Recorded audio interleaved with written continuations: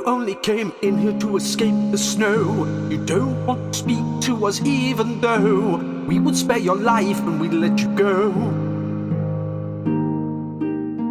Only know you've been beat when you're left alone. What is through the doors, but you do not know. We will spare her life and we'll let her go. And we let her go. On into the temple up the giant stairs. Vin Weasel checks to make sure we're not taken unawares. What lies waiting deep inside? Is this temple occupied? The adventure continues. You can hear something from the other side, but you can't really make up much detail. It's nothing particularly loud. It's sort of like a bit of a sort of a groaning noise, but you can't really place your finger on what it is exactly. But it doesn't sound like a person talking or anything like that. Okay. Okay, I'll relay that to the group. Okay. With that in mind, the barbarians were talking about taking a door each. Do you want to have a go at that again? Can we Yes, just get please. hashtag to open the doors? Listen, we can do some things for ourselves. Okay. Right. Okay. The pair of you, can I get a strength saving? Not saving, but sorry, a strength roll.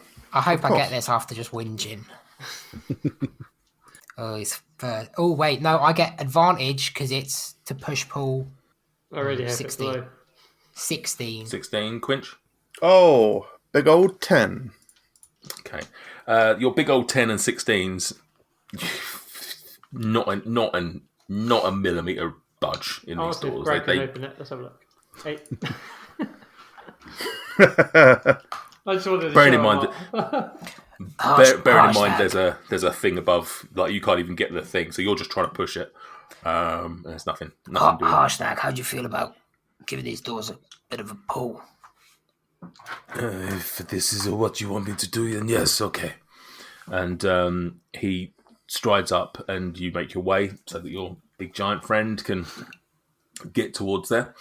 And he takes these two handles, and you can see him like flexing and everything, and you just see him like pulling. And it's nothing's moving straight away, but you just sort of like, it's just from his back, those of you standing behind him, like his back tenses even more, and he's just pulling. And you can tell that this is a huge strain for him. But eventually, they just almost out of nowhere, they just swing open like really quickly.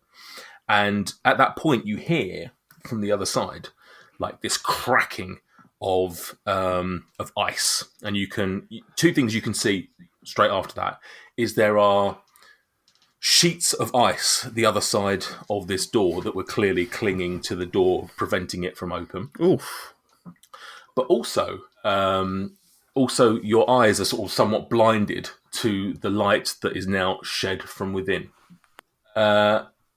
Several miles from here, several hundreds of miles if not, someone else is also shielding their eyes. Countess Sensori. She was staring out the window of her castle at the horizon of a land she would hopefully one day rule, when the sun peeked out from behind a cloud. If she were to succeed in fulfilling her plan, she would need to hurry. Time was of the essence, and she needed to prove herself before one of the other fumbling lords did. The creak of a large door behind broke the silence, and she turned to see the head of her guard stood at attention. Madame, he has not relented. He keeps his secrets, and nothing we do has changed this. Some would call him brave, some stubborn, but I call him a fool. The Countess weighs up his words before saying, Perhaps it is time I finally visited our guest, she continues, pointing at an item in the room. Brings the artifact. She strides through the various corridors, heading to a room so few of her subjects will ever see, followed by her chief guard, carrying the item on his shoulder. As she finally arrives at a pair of giant doors, the guard jumps ahead, unlocking the door with a key the size of a halberd. Just before the doors open for the Countess, she pulls two masks from her gown, decides that today she will wear the one representing displeasure, and swaps this with the one she was wearing just before entering the room. Beyond the doors stand 10 cloud giants, all bearing weapons pointed at a large creature tied to the wall, with chains longer and heavier than most sea vessels. Their prisoner is unable to move and has its head hoisted back, so its only view is the ceiling of this large cell. The Countess walks to the centre of the room and motions for the artifact to be placed near her. The thud of stone on stone echoes around the room as the artifact is placed before her. A few seconds pass before she finally addresses the prisoner. "You are magnificent. Or at least you would be if your kind were not so wretched." The prisoner stays silent. "I understand you are not complying with our simple requests, and I can see my guards have shown you some of our finest hospitality." A ripple of light laughter moves around the room as all look upon the scars and bruises they have inflicted upon him. The Countess continues. "And so it is my turn to ask you what we want to know. But you will find me an entirely different challenge, because I have come prepared." Her hand rests on the artifact and remains there as she slowly walks around it. "My men found this and brought it to me. It is a bounty for 2 reasons. Firstly, its very existence is proof that the treasures I seek are real and that I am on the right path." The room erupts with cheers of celebration from the guards, which quieten as the Countess raises her hands to silence them. "And secondly, I know its true purpose. It has sat dormant for centuries. No one knew how powerful it was. But I am studious of the past, and I know how to awaken it." She pauses. "With this scroll."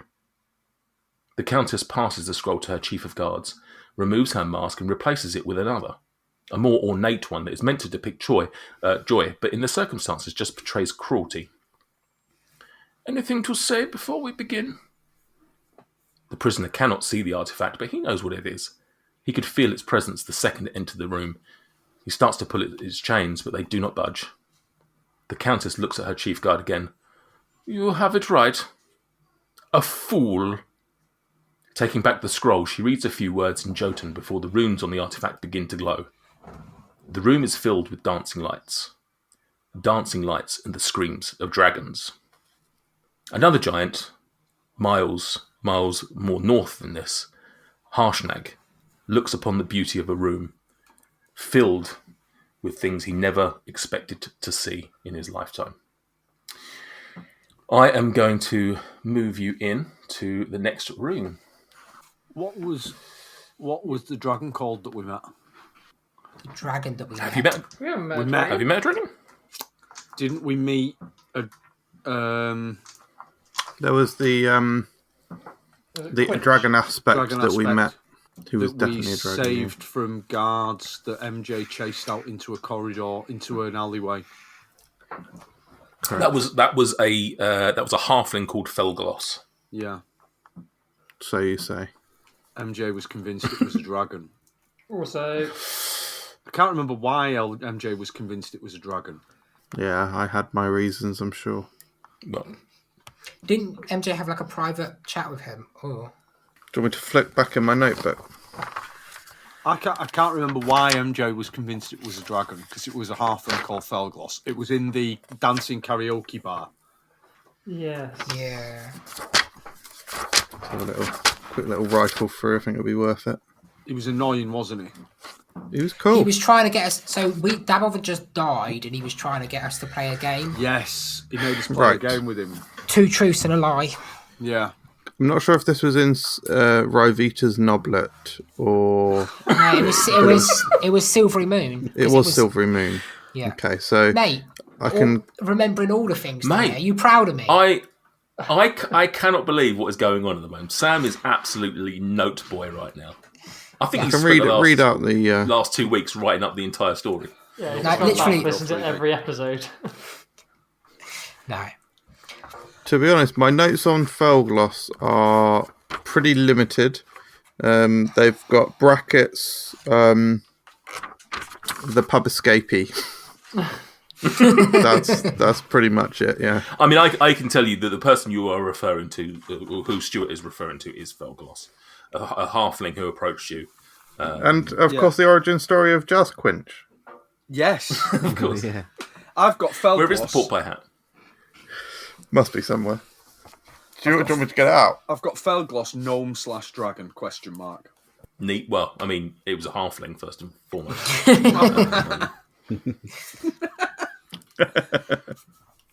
Okay. That's really Anyway. strange. And on the next Anyway. page, I've got lid flash joke, followed by the words kill Sam. My notes are great.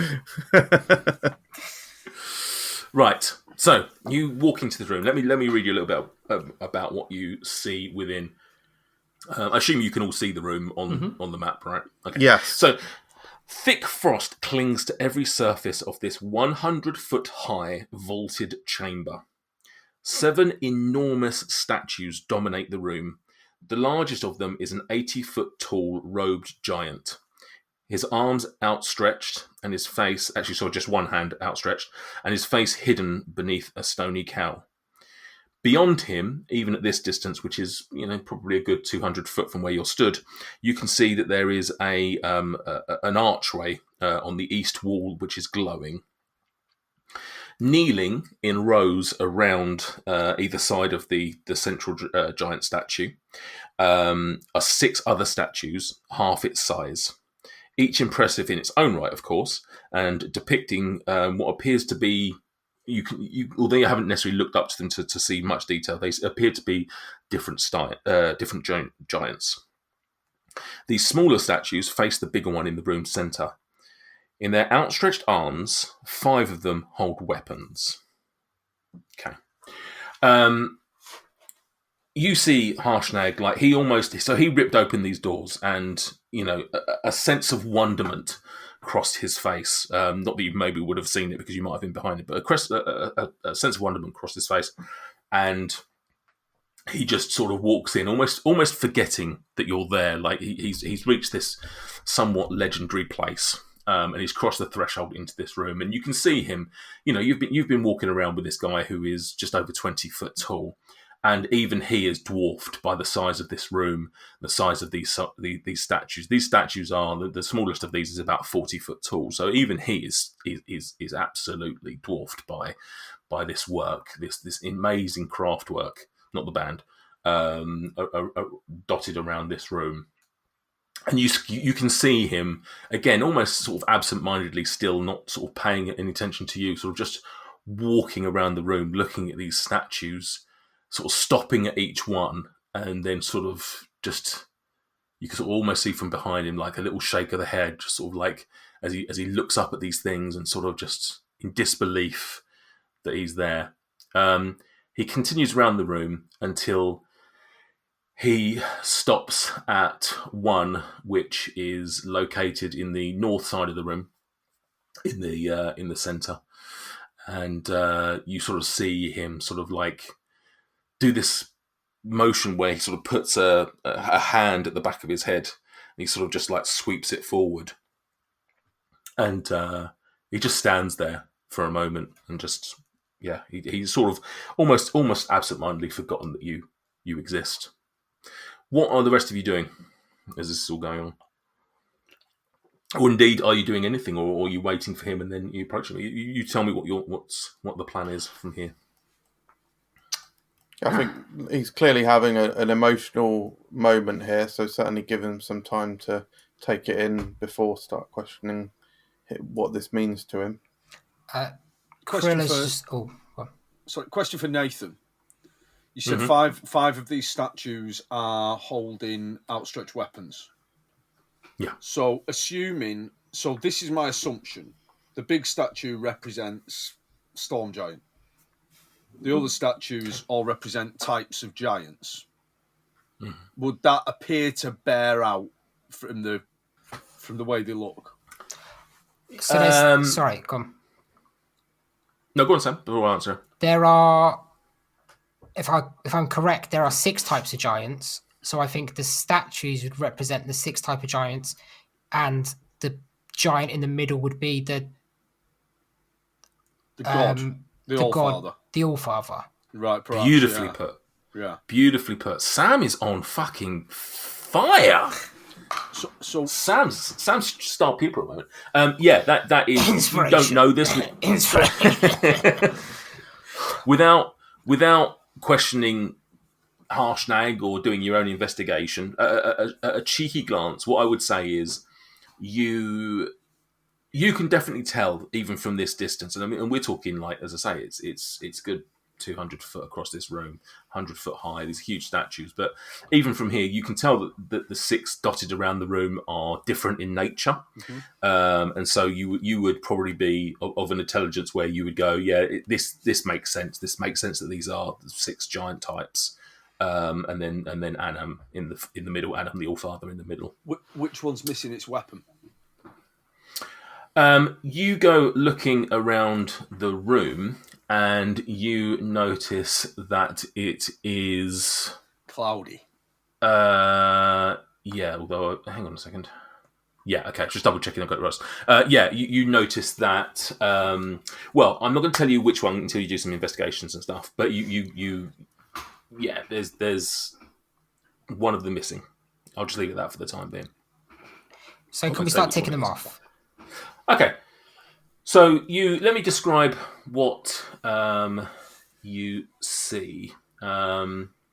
You see one. So to your to the south, in the sort of south west corner, Chipotle, the Chipotle corner. You see what appears to be a large, tubby giant, clad in what appears to be furs. Obviously, this is all carved, not real hill furs, giant. but you'd probably make an education. Can we come up with a good name for this? Name that giant quiz.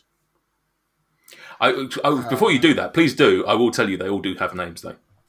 They have official names, but feel free to go ahead and do so. This one is clad in, depicted as being chubby and clad in furs. It is holding a bone giant club. Yeah. And when I say that, I should note that you notice that the weapon itself is not stone. The weapon itself is bone. So this is not part of the statue. This is something it's holding, not necessarily a part of the statue. Correct. I suggest we call it "Who's That Big Boy?" Wow. Okay, who's that big boy? Okay. I feel like there's a better name. Yeah, there's got to be. Okay. Feel free to take a pause while we while we decide what that is. Let's just move around the room, and if you get the name in the end, yeah. Do you want to give him a name? It's Hilly the Hill Giant, innit? Okay, this is going to go well. Right, the next, you start moving around to the one that is in the middle at the bottom, in the south, and it is a broad-looking giant with crackling flames in place of hair and eyebrows. This one is holding an iron greatsword. I suggest we call this one Hot Tony. Hot Tony, okay. Excellent. Are there plinths or anything that he's stood on? Yeah, these are still. Is there any writing on said plinths? No. Oh, okay. Can we engrave Hot Tony on this one? Do you want to graffiti it? Next up, we have what appears to be quite a tall and lithe giant, wearing a mask with essentially 2 different facial expressions on. Oh. Nothing is in his hand. So it's the cloud giant weapon that's gone missing, which is what we know. Then that's what the Countess is using to torture the presumed dragon. So the Countess has been here and has taken... These must be some kind of holy mythical weapons of each race of giant. Could this be... Was it the Vonindod? Yeah, because the Vonindod is the giant weapon for killing dragons. Yeah. Yeah, but that was something you had a discussion with the fire giants about. Okay. Okay, you carry on looking around the room. All this time, Harshnag is still sort of stood, at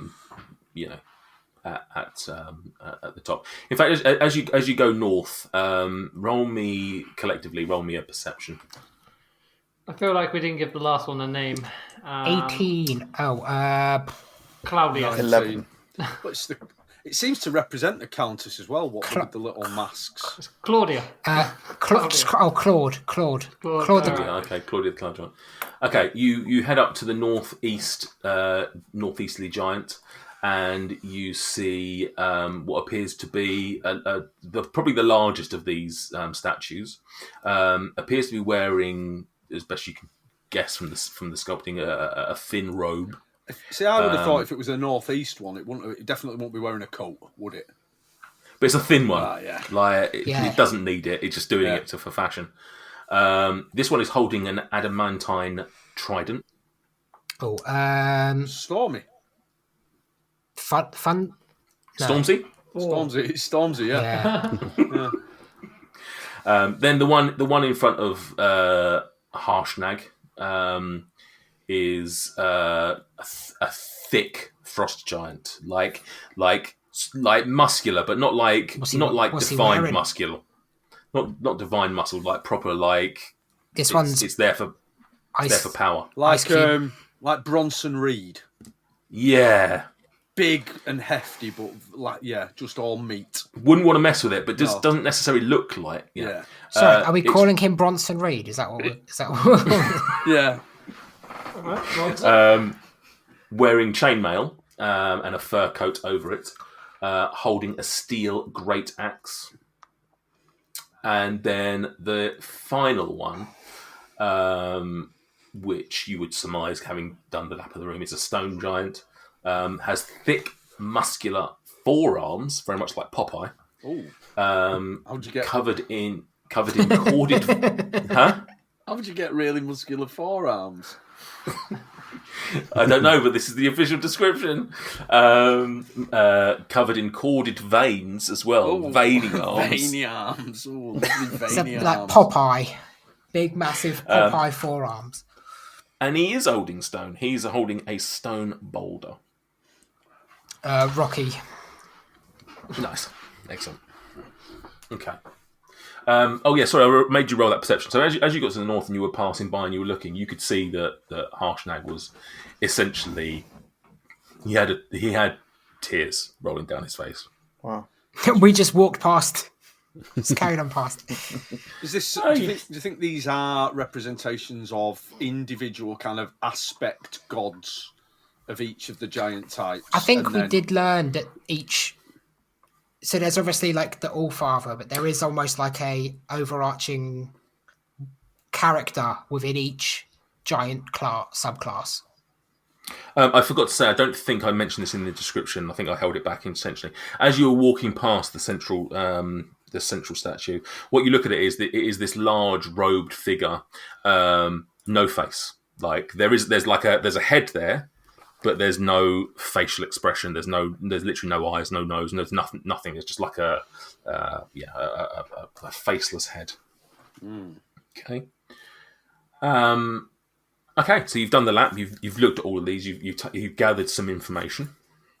What do you want to do? We should maybe speak to old Naggington Bear and ask him his connection to this. Why? Because he's clearly got a bit emotional about it. Who's this Harshnag? He's got big thighs. He got big thighs. I am sorry, Dweezil. I am lost in my own world right now. This is Thrym. This is the god of the frost giants. Do you know much about our pantheon? What do you know about the giants of the gods? A bit nothing. Other than what we know about Anam, very little. Would you allow an old giant to bore you with some tales of the olden days of giants? Would love it. Under one, I have one condition, one caveat. I will not wrap it. No, it's fine. I expect there to be at least one explanation for overly muscular forearms. Then I shall begin. We all sit cross-legged in a sort of circle. Our blankets out. We all take it in turns to cuddle Mr. Mosey. I No, you forgot don't. my You milk don't- you for don't do today. that. I apologize. Um, Okay, so he sort of like he basically starts sort of again almost absent-mindedly, but definitely talking to you, but sort of just looking around the room as he says it. Says this is a room which is a representation of all of the gods of the giants. We have here in the middle, I suspect you have already guessed this. This is Anam, the All-Father. He is the oldest, the most wisest, the true one god of all giant kind. Legend has it that Anam is a very complicated father to all of us. He, many years, many centuries ago, he created this land that you walk on now. This land you call Faerun. It was known by a different name. Ostoria. It was the land that Anam gave to the giants. He gave to his children for them to have and call it their home. For a long time, as giants, we lived not quite in harmony, but we lived together in peace. Like all brothers and sisters, we had our own competitive edge. We all wished to have the eye of our old father. But, I just realized that is a pun of where we are now. But anyway, we all wished to be the most worthy of giants, but it was nothing more than just a friendly, competitive edge. One day, the dragons came. We did not foresee these wretched creatures coming. And whilst there was a peace at first, the filthy creatures would start to steal our livestock, would start to steal our land. They would do things to undermine our kind. There were small conflicts at first. We could keep the dragons in check, but eventually it drove a pure wedge of hatred between giants and dragons. And a war of 1,000 years was seen between the two kinds. Now, giants, we are big, but dragons, they are also big. They also have the wings, they also have fire, they have many weapons that giants do not have. We had the numbers, but they had weapons of their own that we could not match. And so giants were forced back. We lost parts of our home. We were driven into the north. And eventually it was some of our ancestors who created a weapon, something to equalize the gap between giant kind and dragons. It was called the Vonindod, a giant mechanical beast which we used to defend ourselves.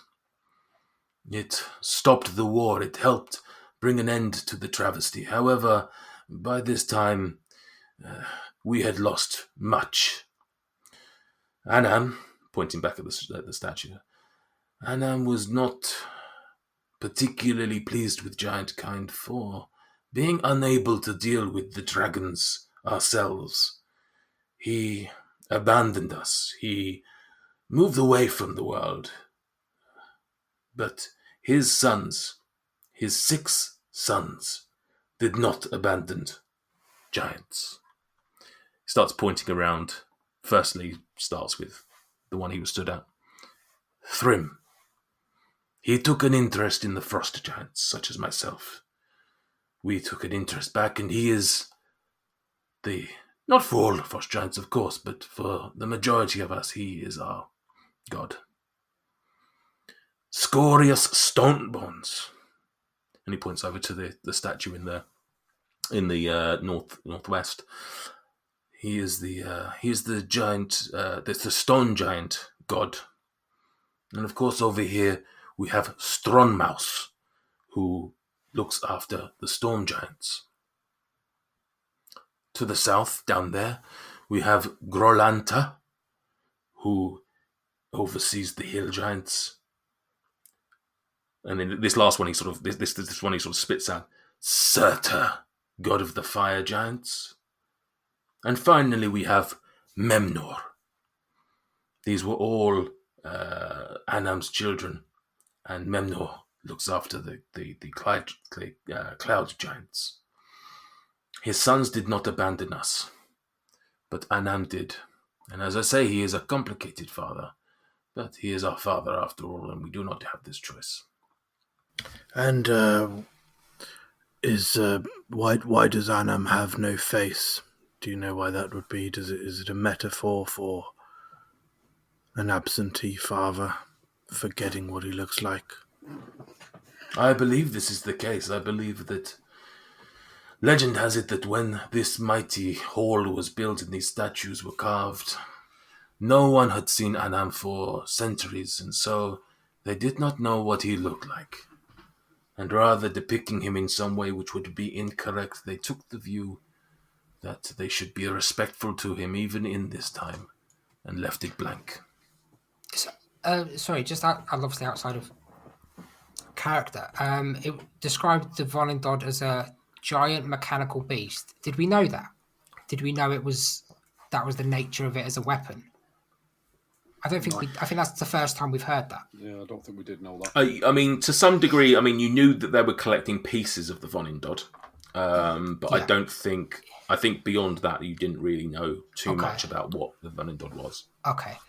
So Crow's then going to ask, and Harsnak, the Volindod is a giant mechanical beast, you said? Yes, I do not know too much about it. It is not something we as frost giants have been too concerned with or thought much about. It is something for our ancestors. The workings of mechanics. This is something for the fire giants to concentrate on. But my understanding from our history is that it is some creature that is powered by fire and it was used to repel the dragons. And how did such a creature be destroyed and split into so many pieces? It is a good question. My understanding is that when the battle came to an end, we did not win the battle. I should say this. The giant kind did not win. It was a stalemate. The dragons realized that the Volindod was an incredible piece of weaponry which would wipe them out, and a stalemate was formed, a truce was formed, and this is also part of the reason that Anam felt the need to abandon us, was the feeling that we had not been able to deal with the dragons in full. Part of that truce, I understand, was that the Volindod would be torn apart and split across the land so as to ensure that it would not ever be built again. Another delicious episode in the can. Thanks for listening. You can find us on social media. Maybe you could share your favourite moments with us. If you have any friends or family that you think would enjoy the antics of the circus, we'd appreciate it if you told them about our podcast. What is this voice? I don't know, but isn't it just so? If you have any spare change, you can support us financially on Ko-fi. It is of paramount importance that you do so. Open square bracket. Hi lads, here's the script for the outro I'm planning to record. I don't know how to end it, so let me know if you can think of anything witty to finish it at. Oh.